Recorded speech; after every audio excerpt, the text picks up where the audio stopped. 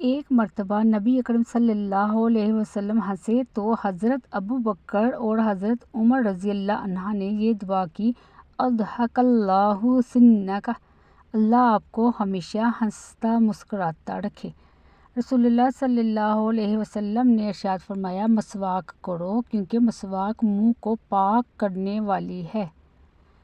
نبی صلی اللہ علیہ وسلم نے فرمایا، اگر مجھے اپنی امت کو مشقت میں ڈالنا ناپسند نہ ہوتا تو میں ان کو ہر طہارت کے ساتھ مسواک کا حکم دیتا۔ حضرت محمد مصطفیٰ صلی اللہ علیہ وسلم نے فرمایا،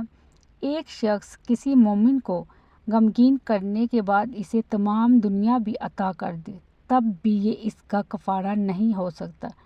اور نہ اسے کوئی اجر ملے گا۔ حضرت محمد صلی اللہ علیہ وسلم نے فرمایا، مومن اپنے گناہوں کو ایسے سمجھتا ہے جیسے کہ وہ پہاڑ کے نیچے بیٹھا ہے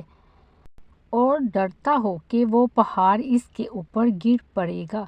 اور منافق اپنے گناہوں کو ایک مکھی کی طرح معمولی سمجھتا ہے کہ وہ اس کے ناک پر سے بیٹھ کر اڑ گئی ہو۔ حضرت محمد صلی اللہ علیہ وسلم نے فرمایا، جس نے یہ کلمات پڑھے اس کے لیے آسمان کے دروازے کھول دیے گئے، اللہ اکبر کبیرا والحمد للہ کثیرا وسبحان اللہ بکرۃ و اصیلا۔